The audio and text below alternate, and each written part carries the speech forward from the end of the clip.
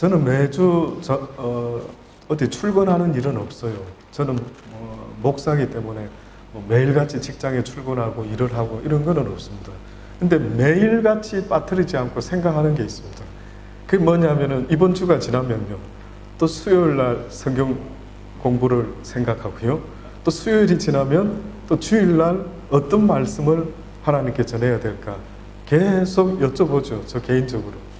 그래서 제가 이번 주에 말씀을 생각하면서요, 그 약함에 대한 생각이 이제 자꾸 떠오르는 거예요. 약함을 자랑해라 하는 말씀이요 떠올라서 제가 이제 쭉 생각하고 말씀을 묵상하고 하다가 우연찮게 어떤 분의 간증을 듣게 됐어요.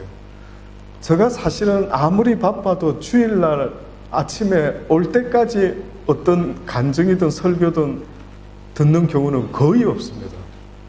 근데 제가 오기 직전까지 어떤 분의 간증을 어제도 어떤 걸 그분의 걸 듣고요, 오늘 또 이어서 다 못 들은 것을 또 다른 편을 듣다가 왔습니다. 궁금하시죠? 도대체 어떤 분의 간증을 그렇게 목사님 들었는가? 근데 그 제목이 뭐였냐면 나의 약함을 자랑한다 라는 제목의 책까지 쓰신 예인 인테리어 CEO가 되는 이효진이라고 하는 이름을 가진 여자 분이 계시더라고요. 근데 그분의 얼굴이요, 정상적인 얼굴이 아닌 거예요. 화상을 입었다라는 거예요. 그분의 어렸을 때 자랐던 집이요, 시골 집이어서 문을 열면, 안방 문을 열면 바로 부엌이 있었대요. 그 부엌 밑에 바로 뜨거운 불에 아마 물솥이 얹어져 있었던 모양인데 8개월 되는 아이가 세상에 그 문을 나오다가요, 떨어지면서 그 뜨거운 물솥을 건드린 거예요. 얼굴에 8도, 3도라, 4도라 했나요?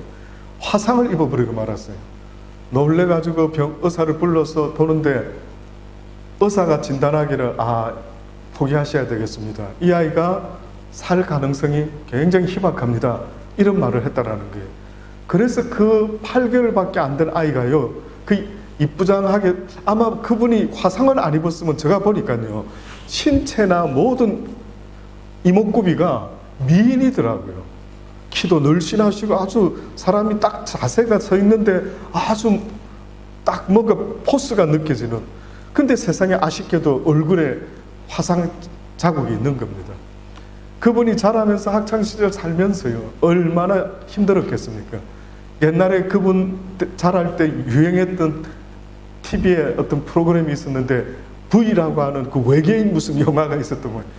아이들이 그 사람의 얼굴을 보고요, 애들이 놀리면서 야, 너 V 같아, 너 외계인 같아, 그런 소리를 듣고 뭐 상상이 되십니까? 그 어린 아이가 자라면서요, 결국은 죽기를 작정을 했답니다. 그래서 수면제를 100알을 모아가지고 먹고 죽으려고 했는데 또 살아나게 되고, 그러면서 그의 어머니가 그런답니다. 딸아, 네가 죽으면 나도 죽는데 어찌 알지 못하느냐? 너의 생명이 나의 생명과 연결되어 있다는 사실을 한시도 잊지 말아라. 딸아, 네가 살면 나도 살지만 네가 죽으면 이 애미도 살아갈 수가 없다 라는 말 때문에 다시 힘을 내고 살았다라는 겁니다. 그러면서 여러 그분의 간증 속에서요, 나중에 이제 하나님을 만나게 되는 이야기를 하는데, 그가 하나님 앞에서 날마다 몸부림을 치며 나 같은 거 왜 태어났을까요? 그냥 빨리 죽었었어야 되는데 왜 지금까지 엄마 때문에 이렇게 살아오고 있지만 도대체 하나님, 내가 무엇 할 수 있습니까? 그렇게 몸부림치며 부르짖고 지내는 중에요, 하나님을 만나는 일이 생긴 겁니다. 그 힘든 상황 속에서 하나님을 소개받고 교회 나가기 시작하고 하나님께 어느 날 기도하기 시작하는데요, 그 10년 깊은 곳에서부터 무슨 소리가 들리더래요. 자기는 이제까지 살아오면서 그런 경험을 해본 적이 없는데 내 10년 깊은 곳에서 무슨 소리가 들리기 시작하더래요. 딸아, 내가 너를 사랑한다. 앞으로 너는 자랑해야 될 것이라. 속으로 무엇을 내가 자랑할 게 있지? 이 얼굴로 그랬답니다. 너의 얼굴을 자랑해라. 그래서 그분이요, 지금은 책도 내고 얼마나 바쁘게 큰 교회들을 다니면서 간증을 저는 오히려 시드니에 저런 분을 한번 모셔봤으면 좋겠다 하는 감동이 들 정도로. 그래서 그분은요, 이제는 자기의 얼굴을 자랑하고요, 이제는 자기의 과거에 원치 않았던 조롱과 핍박과 어려움을 당당히 내놓고 자랑하는 거예요. 사랑하는 여러분, 뜻밖에도 성경의 말씀 가운데 많은 말씀들이요, 역설적인 게 굉장히 많습니다. 약할 때 강함 된다. 네가 너를 위해서 살고자 하면 죽을 것이요 하나님을 위해서 살고자 하면 살 것이라. 뜻밖에도 성경의 말씀들을 보면 도대체 그럼 뭐 어떻게 살아나는 거지 싶을 정도의 역설적인 표현들이 얼마나 많이 있는지 모릅니다. 근데 이 모든 궁극적인 목적이 하나 있다면요, 그것은 바로 예수 그리스도를 위하여 살아라는 그 한 가지인 겁니다. 그분의 간증을 첫 번째 걸 제가 보면서 다 마치고요, 마치고 질문이 있습니까? 그랬더니만 어떤 젊은이가, 청년이 질문을 합니다. 그 자리에 왔던 젊은이가. 자기는 요즘 나이가 지금 28 됐는데 왜 내가 사는 건지, 살아야 되는지 모르겠대요. 그래서 늘 번민이 있고 갈등이 있고, 남들이 보면 자기가 굉장히 밝고 좀 이렇게 긍정적인 사람인 것 같아 같이 보는 사람이 많대요. 그런데 자기 심령 속에서는 늘 갈등이 있대요. 이게 뭐지? 인생이 왜 이 모양이지? 왜 내가 저런 사람 만나지? 왜 내가 이런 소리를 들어야 되는 건데? 계속해서 끊임없는 거예요. 어쩌다가 그 집회에 와가지고 그분의 간증을 듣고 질문을 하더라고요. 무슨 질문을 하는가 들어봤더니만, 이런 나 같은 사람, 이런 갈등 어떻게 하면은 해결될 수 있을까요? 그 이호진 CEO에게 그걸 물어보는 겁니다. 근데 제가요, 그분의 앤서가 뭘까? 뭐라고 대답해 줄까? 유심히 들어봤는데, 목사인 제가 들어도요, 와, 멋지다, 아멘, 절로 되는 거예요. 뭐라고 앤서를 했는지 아십니까? 딱 이렇게 물어보더라고요. 혹시 예수 믿으십니까? 딱 물어보니까. 그러니까 이 청년이 하는 말이, 저는 아직은 예수님을 그렇게 잘 모른다, 아주 무교입니다. 그랬어요. 지금 형제님의 그 생각하는 갈등과 번민과 어려움과 힘든 이 모든 근본적인 문제를 해결할 수 있는 유일한 길이 있다면 그것은 바로 예수 그리스도를 만나야 됩니다. 이렇게 말하는 거예요. 예수 그리스도를 못 만났기 때문에 그런 갈등과 번민이 계속해서 일어난다라고. 자기를 보라고.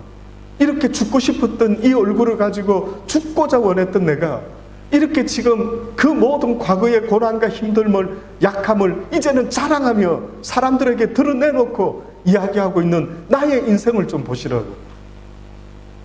그래서 하나님의 말씀을 배우기 시작하면서 그분이 보니까 한 가지 장점이요, 하나님의 말씀을 어린아이같이 듣고 순종하더라고요. 어느 날 그 다녔던 교회의 목사님이 그렇게 설교를 했답니다. 꿈을 가져야 된대. 꿈이 없는 백성은 안 된대. 꿈이 없으면 방자에 행하게 되니 여러분, 인생이 꿈이 있어야 된대. 꿈 없으면 내 인생이 여기저기 왔다 갔다 흔들린대. 그래서 그분이 꿈을 가지기 시작하면서 무슨 꿈을 자기 입장에서 가졌느냐 하면은, 내가 지금 월급쟁이 일을 하는데 나도 사장이 한번 돼봐야 되겠다. 꿈을 가지기 시작했다고. 그래서 꿈을 품으면서요, 입술로 고백해야 된다라고 하는 목사님의 설교를 듣고 동생한테 그랬대요. 얘야, 너 앞으로 누나 부를 때 사장님 하고 불러요. 사장님, 사장 누나 불러라. 나 앞으로 사장 될 거니까. 모든 하나님의 말씀을 들을 때마다 이분은요, 고지고대로 보니까 순종을 했더라고요. 그분의 아주 장점이더라고요. 어떻게 같은 말을 들어도 저렇게 작정하고 결정하고, 동생에게 나를 부를 때 앞으로 누나가 CEO가 되고 사장이 될 거니까 그렇게 불러라. 그러면서 구체적으로 또 기도를 하기를, 그러면 하나님, 사장이 됐는데 한 직원이 10명쯤 있었으면 좋겠고 수익은 한 1년에 한 10억 정도 되는 회사가 되었으면 좋겠대. 지금 후회한대요. 지금 너무 차고 넘쳐서 요즘은 자기의 거력을 더 키우고 있대요. 결혼 문제를 듣는데 제가 얼마나 감동이 되든지 또 얼마나 웃겼는지 그러면서 너무 놀랐어요. 그분이 이러는 겁니다. 이 얼굴에 시집갈 수 있을까? 모든 주변 사람들이 기대를 안 하고 또 어떤 친구는 대놓고 노골적으로 야, 넌 어차피 혼자 살 거니까 뭐 해가면서 어떤 이야기를 하는 거예요. 근데 그분의 마음에 목사님이 하나님은 무엇이든지 능치 못함이 없으신 분이라 그 말씀을 듣고요. 그래, 하나님은 능치 못하심이 없으신 분인데 내가 결혼을 하겠다라는데 그게 안 될 게 뭐가 있을까? 그러면서 그분이요 29인가 되는 때에 결혼을 위해서 기도를 하기 시작했다고. 그러다가 아마 35쯤에 자세한 건 모르겠는데 누구를 만나게 된 것 같아요. 근데 그분이요 결혼을 하기 전에 어떤 호칭을 그 상대방 앞으로 만날 그 남편감을 이름을요 미리 불렀어요. 근데 이렇게 이름을 붙였더라고요. 앞으로 내가 결혼할 그 남자는 하나님의 나라를 위하여 용맹한 호랑이와 같은 사람이었으면 좋겠습니다 해서 자기가 이름을 하나 지었는데 용호 이렇게 지었다더라고요. 제가 듣고 얼마나 놀랐겠습니까? 세상에 이런 여인을 내가 미리 만났으면 내가 한번 대시를 해봤으면 어땠을까? 이런 생각이, 이름을 세상에 뜻밖의 세상에 그 많은 이름 중에 가칭을 갖다가 용호라고 지은 거예요. 근데 그분이 그런 아마 책에다 쓴 건지 그렇게 용호라는 이름을 했더니만요 대한민국의 해외에 있는 모든 용호들이 연락이 오기 시작하더라고요. 말도 안 될 정도로 수많은 사람이 관심 있다고 연락이 왔다는. 그래서 어떤 사람은 심지어 자기는 용호는 아닌데 순호라는 이름, 순한 호랑이라는 이름으로 아버지가 지어준 이름을 갖고 있다라고 순호라고 하면서 만날 수 있겠느냐고. 어떤 분은요 도로를 깔아줄 수 있을 정도의 재력이 있는데 이런 나 같은 사람 한번 만나줄 수 있느냐. 온갖 사람이 연락이 다 왔더래요. 그분이 하나님이 지어준 닉네임이 있었답니다. 그 닉네임이 미스 헤븐이었대요. 딸아, 사랑하는 내 딸아, 너는 이 세상에서 그 누구도 너를 이쁘다라고 말하지 않지. 그러나 나는 너를 이쁘다고 말할 수 있다. 너는 내 나라에서 가장 이쁜 딸이다. 너는 미스 헤븐이다. 그래서 그분이 별칭이 미스 헤븐이 됐대요. 근데 어느 날 어떤 남자로부터 이메일로 레터가 왔는데 미스터 헤븐으로부터 해가지고 뭐가 하나 날라왔대요. 근데 보니까 아주 어떤 글을 쫙 꽤 길게 썼는데 감동이 오더래요. 아, 이 남자 한번 만나볼, 끄트머리에 식사를 한번 할까요? 이렇게 썼더래요. 그 식사를 하게 됐대요. 그 대화를 해보는데 왠지 좀 나이 차이가, 세대 차이가 느껴지는 듯. 그래서 나중에 가면서 나이가 몇 살입니까? 29이래요. 그때 자기의 나이가, 그 여자분의 나이가 35인가 6이었대요. 하나님께서 연하를 붙여준 겁니다. 그래서 얼른 이 남자하고는 그만 만나야 되겠다 싶어서 기도하면서요 이제 그만 만나려고 했는데 하나님이 그러시더라고요. 왜 그 남자를 그만 만나려고 하느냐. 그분이 아마 신학을 주의 일을 하려고 하는 남자였던 모양이에요. 그 자세한 뒷이야기도 저도 잘 듣지는 중간에 그냥 멈추고 왔는데 그분의 모든 이야기가 삶이요 다 하나님과 그렇게 연결이 되어 있더라고요. 너무 아름답더라고요. 너무 부럽더라고요. 어떻게 모든 것이 저렇게 하나님과 연결이 되어 있을까? 저는 궁극적으로 그분이요 자기의 무슨 똑똑함을 자기는 자랑할 게 하나도 없대. 여러분 보시라고. 나는 연약함밖에 자랑할 것이 없는 사람이다. 이런 나를 그분이 이렇게까지 이끌어가고 계심을 보시라고. 여러분, 오늘 본문의 말씀인 이 사도 바울의 이 말도 똑같은 이야기입니다. 세상에 많은 사람들은 강함을 좋아하고 똑똑함을 좋아하고 부함을 좋아하고 능력을 좋아하지만요 뜻밖에도 하나님은요 전혀 반대의 말씀을 하고 있다라는 사실을 여러분 아십니까? 무익 하나만 내가 부득불 자랑한다라고 하면서 자기의 이야기조차도 자기라고 말하지 않고 지금 남을 이야기하듯이 제3자를 이야기하듯이 바울이 이런 말을 합니다. 주의 환상과 계시를 내가 말하기를 원한다. 내가 그리스도 안에 있는 한 사람을 아는데 그것도 벌써 14년이나 지난 어떤 한 사람의 이야기인데 그가 세 번째 하늘 하나님께서 계신 그곳에 이끌려갔던 경험을 했던 자가 있었더라고. 그렇게 말합니다. 그런데 그가 그곳에서 말할 수 없는 놀라운 이야기를 들었다라고 이야기하면서 당시에 수많은 사람들이요 종교적인 삶을 이야기할 때마다 신비한 체험을 말하고 놀라운 은사를 이야기하고 이런 일들이 태반이었는데 뜻밖에도 사도 바울은 그러한 그들에게 무엇이 하나님이 기뻐하는 신앙인의 모습이어야 하는가 하는 것을 알려주고 싶은 그 간절함이 이렇게 표현이 된 것 아니겠습니까? 그래서 그는 그 자신도 누구보다도 그런 이야기 해라면은 무슨 말이든 할 수 있는 많은 이야기거리가 있지만은 그러나 나는 이런 사람을 위하여 자랑할 수는 있겠지만은 나를 위하여는 약한 것 외에는 자랑하지 아니하겠대. 내가 만일 자랑을 한다 할지라도 나는 결코 어리석은 자는 아니다. 왜? 내가 있는 말 그대로를 하는 것이기 때문에 내가 참말을 함이라. 그런데 바울이 이렇게 말할 수 없는 이유를 말합니다.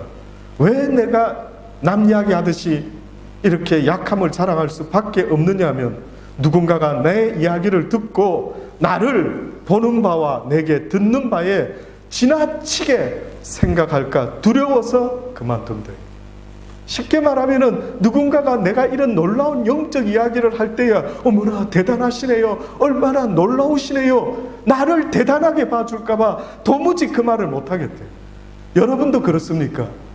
여러분도 여러분이 아는 신학적인 지식을 이야기하고 판단을 말하고 뭐 어쩌고 저쩌고 이야기할 때 아마 여러분은 은근슬쩍 누군가가 와 대단하시네요, 와 뭔가 나를 알아주고 뭔가 나를 대단하게 봐주기를 은근슬쩍 원하지 않습니까? 저는 제가 만약에 예수 그리스도를 모르는 육신의 삶을 살았다 할 때 그 육신의 삶의 특징이 뭡니까? 라고 보면은요 한마디로 말하면은 죽을 때까지 나를 드러내는 것, 죽을 때까지 나를 자랑하는 것. 여러분, 여러분이 자랑하는 그것이 곧 여러분이 워십하고 있는 예배라는 사실을 아십니까? 내 입에서 내가 무엇을 자랑하느냐 하는 것은요 곧 내가 무엇을 예배하며 살아가고 있는가 하는 것과 똑같은 이야기더라고요. 바울은 아무것도 아닌 정말 먼지와 같은 그분 앞에서, 그 전능자 앞에서 아무것도 아닌 이 육신의 삶에 대해서 누군가가 지나치게 얼마 대단하십니다 이런 이야기를 해줄까 봐 이것이 굉장히 두렵답니다. 그래서 여러 계시를 받은 것이 굉장히 큰데 내가 자고하지 않게, 혹시나 내가 교만하지 않도록, 교만은 패망의 선봉이라는 것을 너무나 잘 아시는 하나님이 나라는 인간이 아무것도 아니면서 뭐 되는 양 이렇게 착각 속에 살다가 멸망의 앞자리에 앉을까 봐 긍휼히 여기시는 하나님께서 어떻게 하셨다고요? 나에게 가시를 주셨다. 곧 사단의 사자를 주셨으니까. 많은 사람들이 이 바울이 말하는 가시 이야기를 들을 때마다 육신의 병이 있었는가 보다 그럽니다. 어떤 이는 안질이 있은 것 같다. 왜? 다메섹 도상에서 예수 그리스도를 만났을 때 눈이 멀어버렸대요. 그래서 그 이후로 후유증으로 안질이 있었대. 또 어떤 사람은 간질병이 있었대.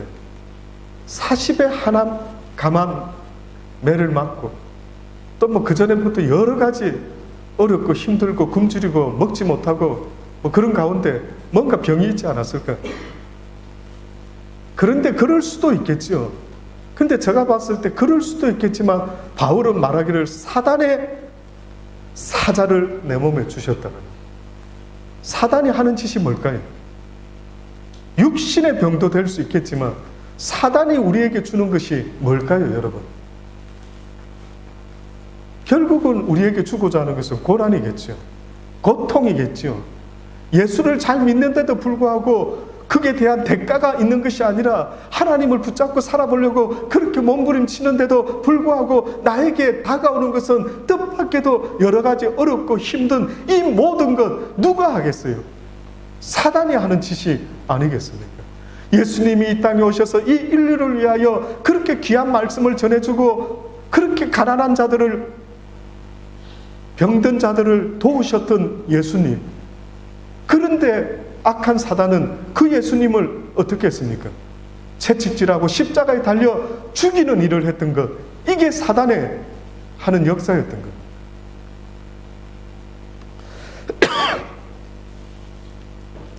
바울은 기도했죠.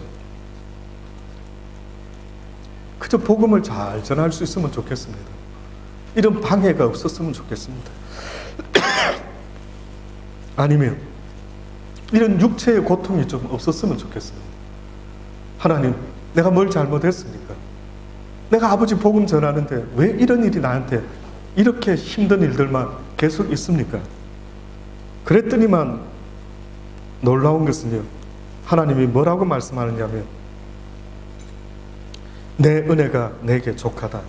이는 내 능력이 약한 데서 어떻게 된다고요? 온전하여 지니라. 약할 때 온전해진다네요. 이해되십니까? 네가 약해야만이 강한 나의 능력이 너를 통하여 나타날 수가 있다라고. 이게 하나님의 영적 법칙입니다.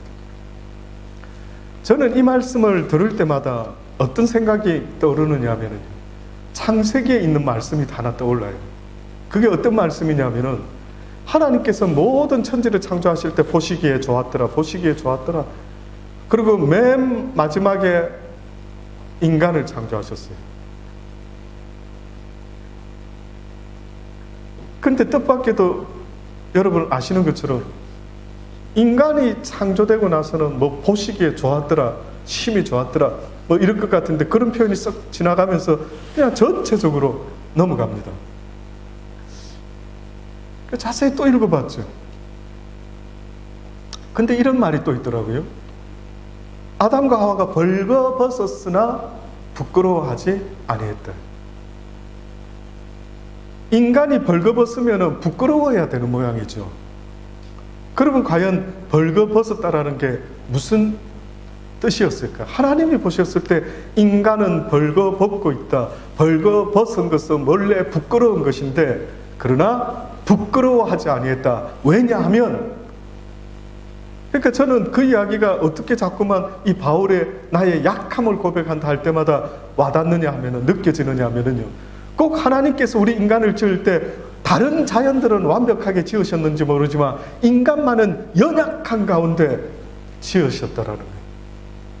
그래서 강함 되시는 하나님이 아담과 함께 했을 때 온 세상의 짐승이 아담에게 머리를 조아리고 이름을 갖다 붙인 거예요. 아담의 능력의 근원은 아담 스스로에게 있는 것이 아니라 하나님으로부터 모든 권세와 능력이 임했던 것입니다. 놀랍지 않습니까? 여러분과 저는요, 하나님 없으면 아무것도 아닌 겁니다.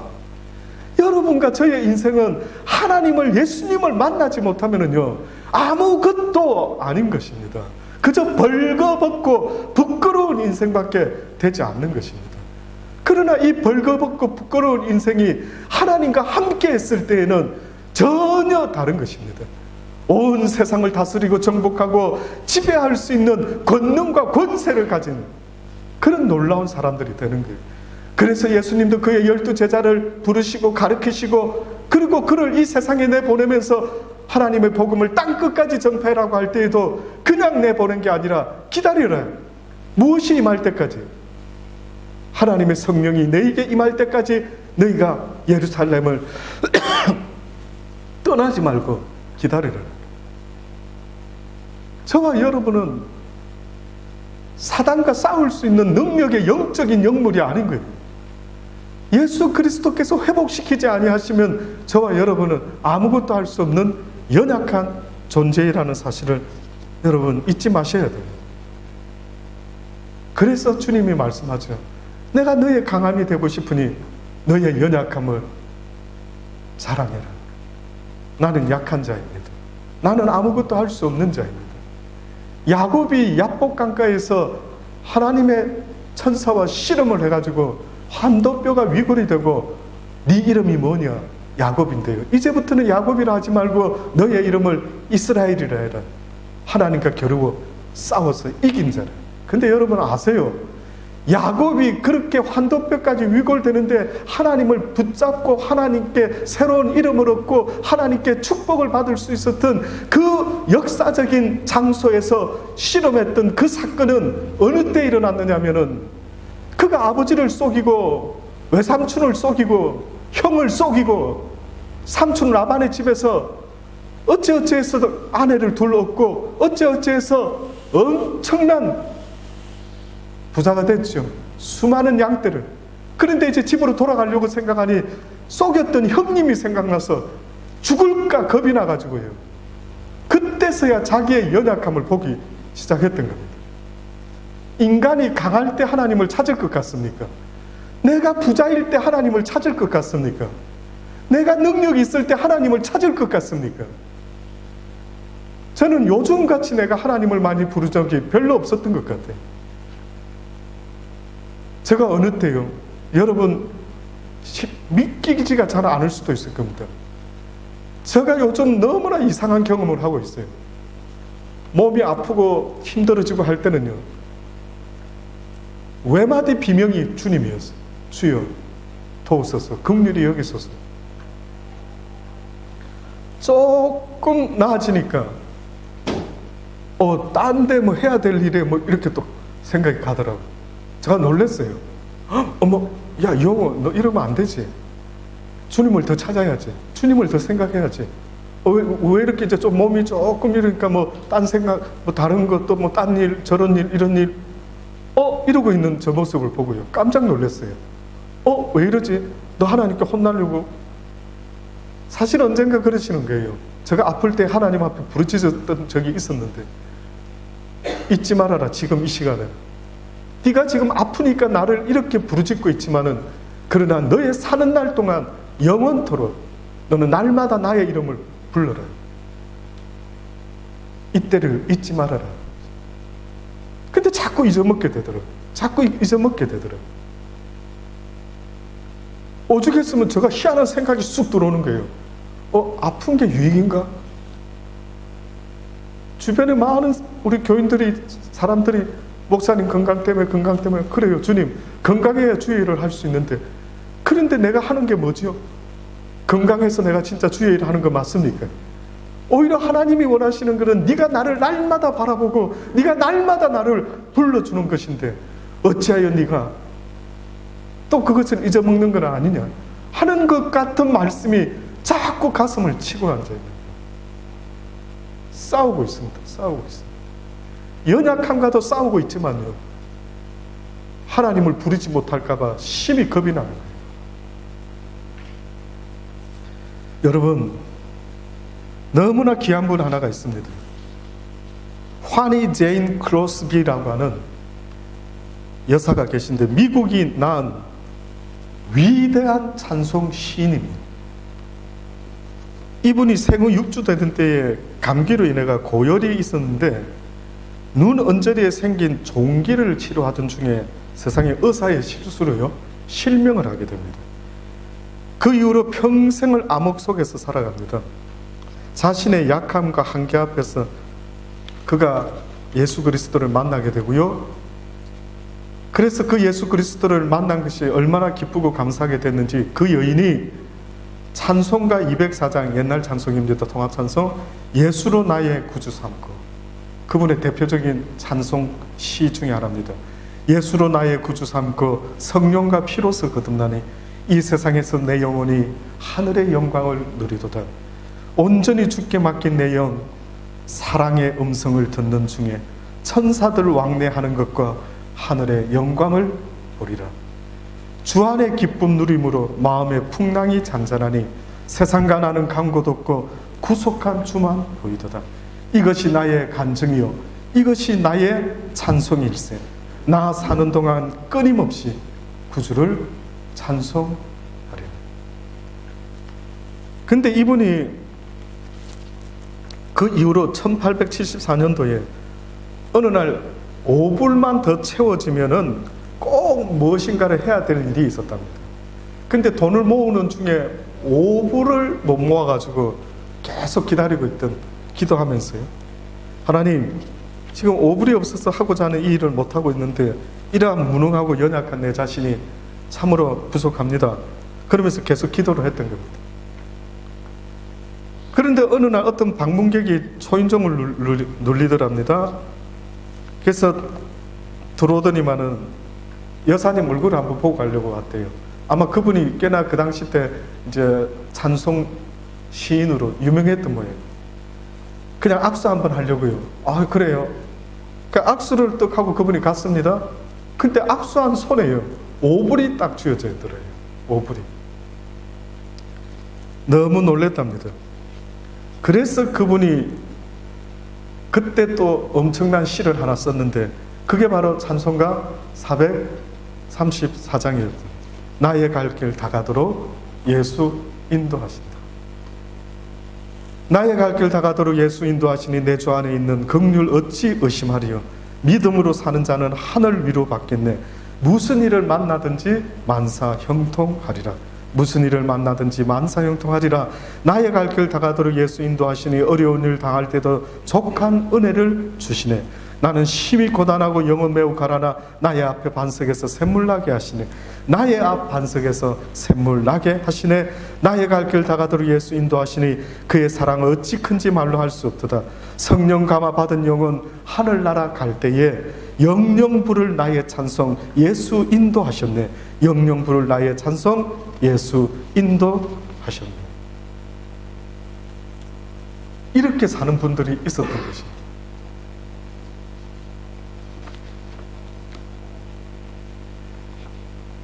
고린도후서 6장에 보면은 우리가 하나님과 함께 일하는 자로서 너희를 권하노니 하나님의 은혜를 헛되이 받지 말라. 가라사대 내가 은혜 베풀 때에 너를 듣고 구원의 날에 너를 도왔다 하셨으니 보라 지금이 바로 은혜 받을 때요 보라 지금이 구원의 날이다. 속이는 자 같으나 참되고 무명한 자 같으나 유명한 자요 죽은 자 같으나 보라 우리가 살고 징계를 받는 자 같으나 죽임을 당하지 아니하고 근심하는 자 같으나 항상 기뻐하고 가난한 자 같으나 많은 사람을 부요하게 하고 아무것도 없는 자 같으나 모든 것을 가진 자로다. 자신의 약함을 자랑한다 할 때 육신의 가시만을 자랑하는 것이 아니라 내가 예수 그리스도를 믿고 사는 내 삶 속에서 이렇게 어렵고 힘든 핍박이 있다라는 것도 또한 자랑하고 있는 겁니다. 놀랍죠? 많은 사람들이 교회에서 간증을 한다면 성공했어요. 우리 아이가 서울대학교 갔어요. 우리 아이가. 그런데 뜻밖에도 하나님께서는 그렇게 말씀하지 않습니다. 고린도전서 1장에 또한 뭐라고 말씀하느냐 하면 형제들아 너희를 부르심을 보라 육체를 따라 지혜 있는 자가 많지 않고 능한 자가 많지 않고 문벌 좋은 자가 많지 아니하다. 그러나 하나님은 세상에 미련한 것을 택해서 지혜 있는 자를 부끄럽게 하시고 세상에 약한 것들을 택해서 강한 것들을 부끄럽게 하시고 하나님께서 세상에 천한 것들과 멸시받는 것들과 없는 것들을 택하여 있는 것들을 폐하시려 하시나니. 많은 사람들이 자기의 약함을 부끄러워하죠. 많은 사람이 우리 집안이 영 보잘것없는 집안인 걸 부끄러워하죠. 근데 이 성경 말씀을 아시는 사람이라 한다면 놀랍지 않느냐. 왜? 하나님이 택하는 사람을 보니까 세상에 미련한 것들을 택한다 그러고, 여러분의 아이가 학교에서 시험 점수를 받아가지고 갖고 왔어요. 몇 점 나옵니까? 점수가 0 형편 없습니까? 그럼 뭐라고 대답합니까? 믿는 딸에게, 믿는 엄마로서, 믿는 아들에게. 아마 대부분 이럴 걸요. 야 이놈아 부끄럽다. 야 하나님 보시기에 어찌 공부를 이 모양으로 이렇게 하노? 야 너 창피해서 아빠가 엄마가 어디 가서 야 누가 알까봐 겁난다 이러면서요 계속 말로 그 아이에게 상처를 주죠. 근데 이 말씀을, 이 진리를 깨달은 분이라 한다면 뭐라고 해야 될 것 같아요? 아들아, 와우, 우리 아들 공부를 이렇게 못하니 하나님이 틀림없이 택하신 것 같아. 너를 통하여 하나님께서 똑똑한 놈들을 부끄럽게 만들 날이 있지 않겠어? 아파, 나 몸이 약해요. 운동도 잘 못하고 연약한데, 이야 아들아, 하나님이 바로 네 같은 녀석을 택하여서 강하다는 녀석들을 부끄럽게 만들 거야. 성경 있지 않니? 고린도전서 1장에 알지? 이야, 축하한다. 하나님이 널 택하신 것 같아. 왜 이런 말을 못하는데요? 예? 이유가 있어요.